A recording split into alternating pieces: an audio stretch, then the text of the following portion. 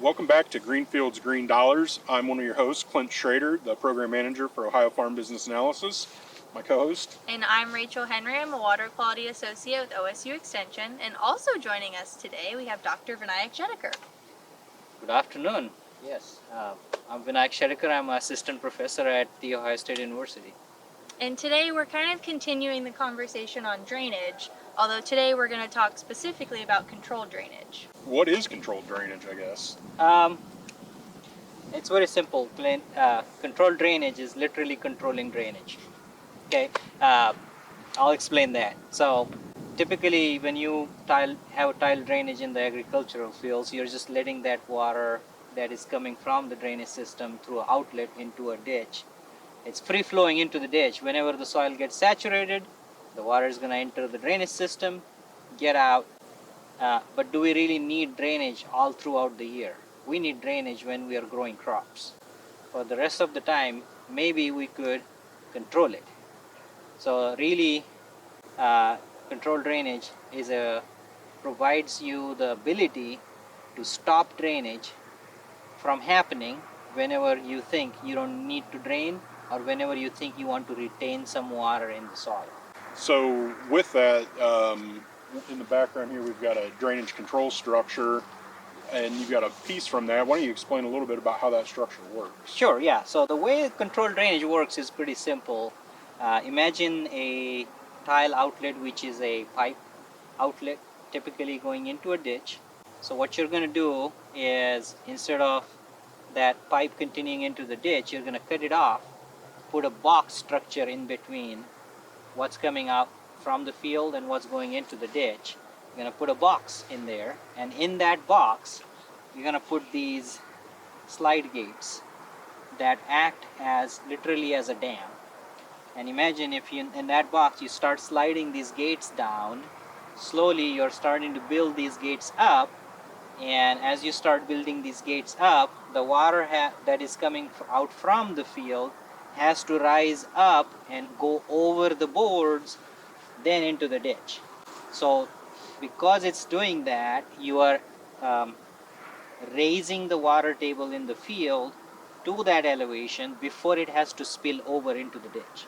So that's how a control structure works. If you want that field to freely drain, you no longer want controlled drainage. It's as simple as taking these boards out, or simply raising that bottom board up so that the pipe can then flow freely into the ditch. So you can basically open up the structure and act like it's not there, or you can put the gates down and hold that water back. Absolutely. We call this a free drainage mode versus a controlled drainage mode. So I think that in that system, obviously there's going to be some benefits. Rachel, I think the one that you would probably be most focused on is the nutrient reduction potential. Yeah. Yeah, so I think what is some of the data that's out there as far as, nutrient reduction associated with these systems? Absolutely. I think that's a really great question, and I'm glad you started with the benefits from the water quality standpoint, because really this practice has come forward as one of the practices that provides primarily water quality benefit, but in recent years it has also come up as a win-win practice. I'll explain that here in a few minutes. But on the water quality side, when you are holding some water back behind these boards, essentially you are eliminating or minimizing the discharge going out from your field. In Ohio, we have done more than 20 years of studies on this practice. On average, you can see anywhere between 40 to 50% reduction in the amount of water that will be discharged out of that tile drainage if you perform controlled drainage during non-growing season part of the year. Okay. Now that 40 to 50% reduction in discharge directly translates into 40 to 50% less nutrients also discharging from that outlet. So we have seen our data shows that there is 40 to 50% reduction in discharge and similar reduction in nitrate losses. We are doing more recent studies that are more focused on phosphorus losses. I'm hoping that this practice will also be effective phosphorus reduction. but definitely a clear benefit to water quality as it relates to nitrogen reduction. Right, and especially here in Ohio, I mean, with it being a dry year, a lot of that nitrogen that was applied to the field maybe didn't make it up into the plant. So to have something to hold that water back, that nutrient leaches into the tile water, it's going to stay there in the field. The leaching of nitrate from the soil profile will definitely be minimized if you're holding that water back in the profile. Right. Yeah, so I think another potential benefit or impact that you talked about being a win-win. I know in the FinBen data set that we talk about often nationwide, we do see farms, just in general, farms that are utilizing drainage control structures or mechanical, I guess, drainage control structures do have a little bit of a higher operating profit margin, about 10% higher than farms that are not using them. So I guess that's probably the other side of the win-win. We've got the nutrient reduction, but also maybe a yield impact or benefit. Absolutely, I think you said it well, and I'm so glad to hear that data. I have not really seen that data where the farms that are actually utilizing the structures being more profitable. The way I see this is if someone is paying a good attention to their farm business enterprise, they can quickly realize that the interannual uncertainty that you have in precipitation, especially in states like Ohio, where our July and August months are always dry, uh, uh, if you can do anything to retain some more moisture in that soil during those time periods, is definitely going to translate into a crop yield benefit and hence the economic benefit. The good news is we do have long-term data from studies that have been done here in Ohio. When I was a grad student, we had about a 10-year long study that was done on controlled drainage compared to a free draining outlet. And what we saw was uh, the fields that had controlled drainage, if you continued to do controlled drainage during the growing season, the added moisture that you can get because of retention, that translated into about 6% yield increase in corn on average. This is about 15 site years of data.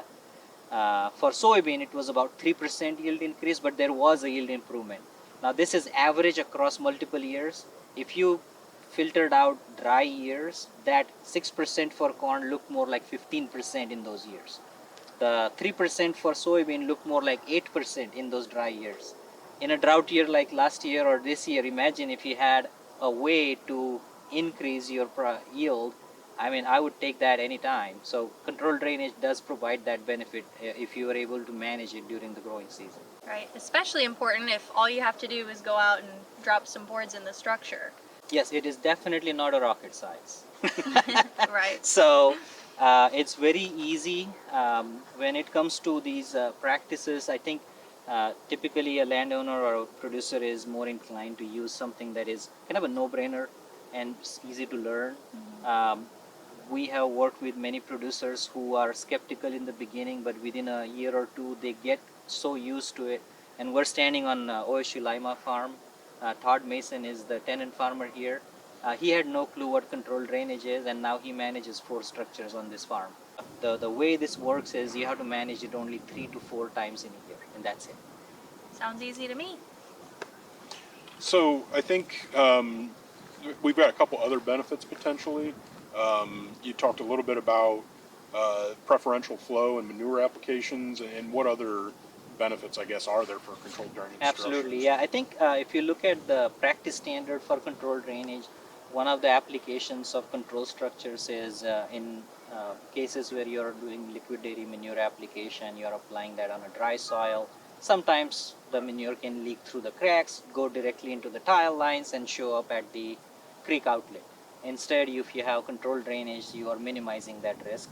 So it is actually recommended that you keep those boards up when you're doing manure application, and then after the application you have to keep them up for at least a week or two depending upon what the guidance says. In our previous drainage video with Bruce Clevenger, he shared with us the golden rule. So I know you've done a little update to the golden rule, if you'd like to share that with us. Yeah, absolutely, yeah.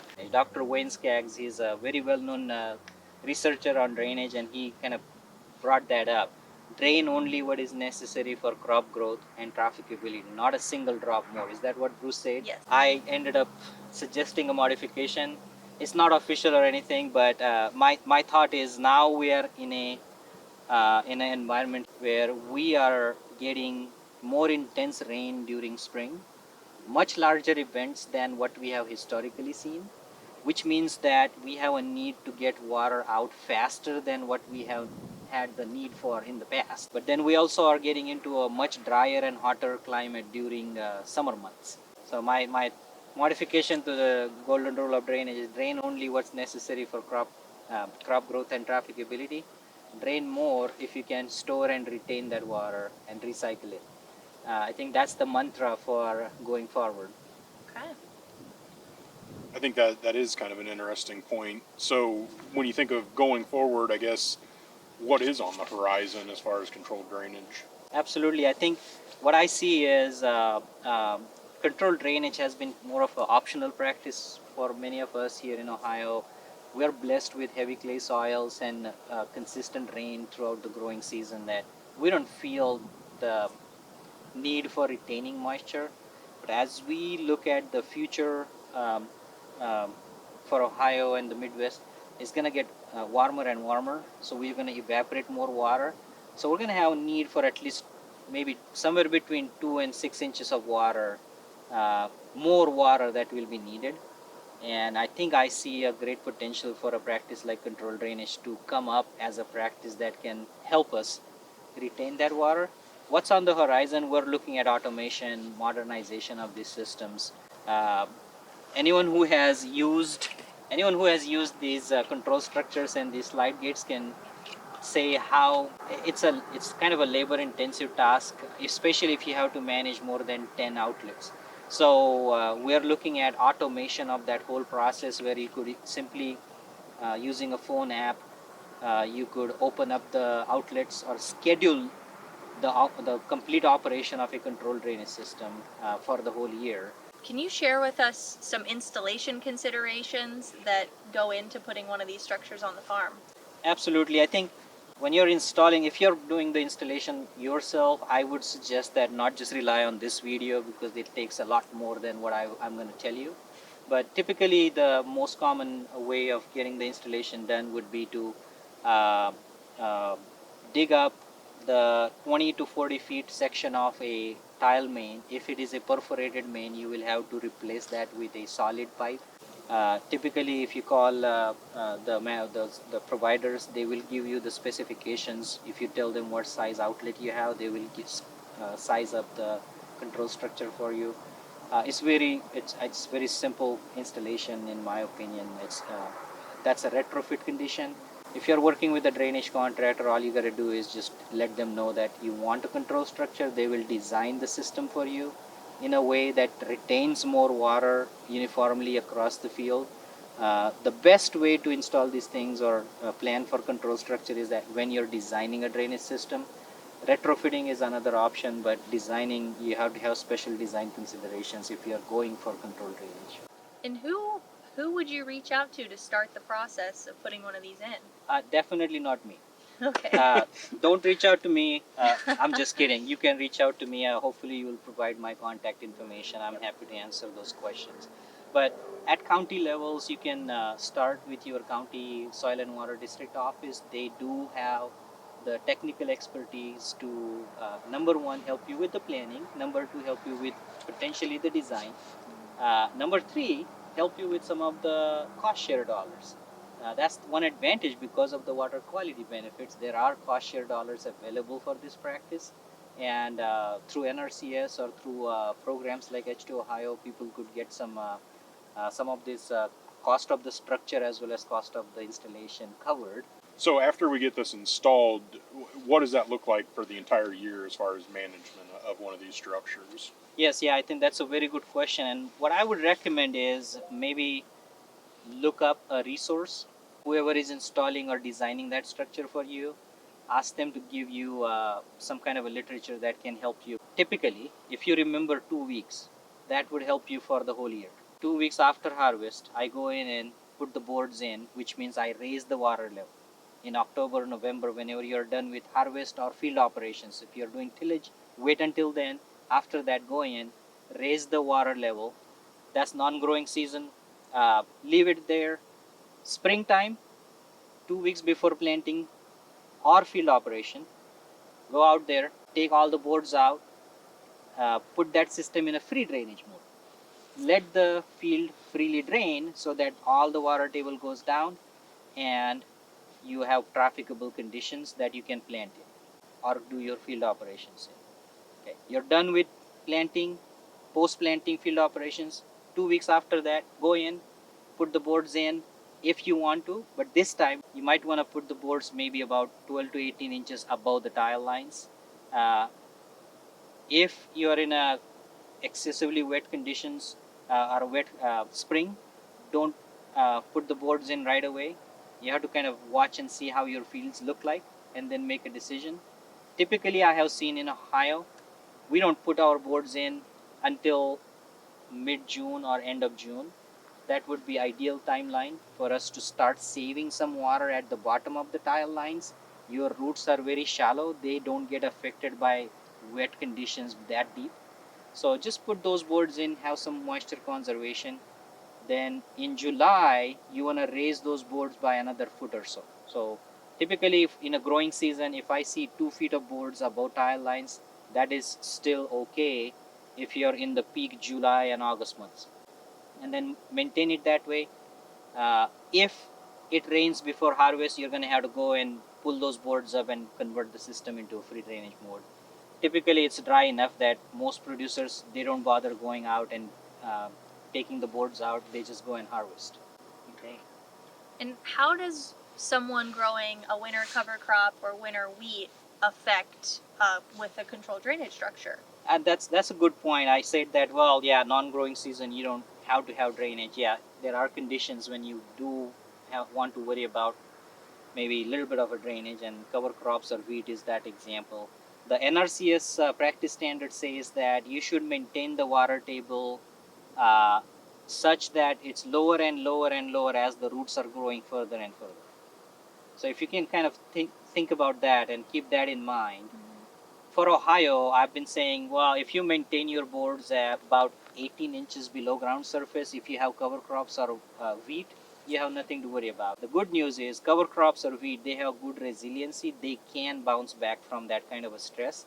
If you don't want to take chances, just set them at 18 inches below ground surface and you'll be fine. Okay, so it is possible to have both. Absolutely. It is possible to have controlled drainage and cover crops. Some folks worry about cover crop roots getting into the tile systems, and there is a nice document, a fact sheet available on those types of concerns and questions. A lot of times we see that clogging because it comes back to poor installation techniques. Okay, well, thank you for sharing your expertise with us today. We really appreciate it. And for those of you that are viewing this video, thank you for joining us for season 2 of Greenfield's Green Dollars. Stay tuned to see what's on the horizon for us, and feel free to reach out with any questions or comments.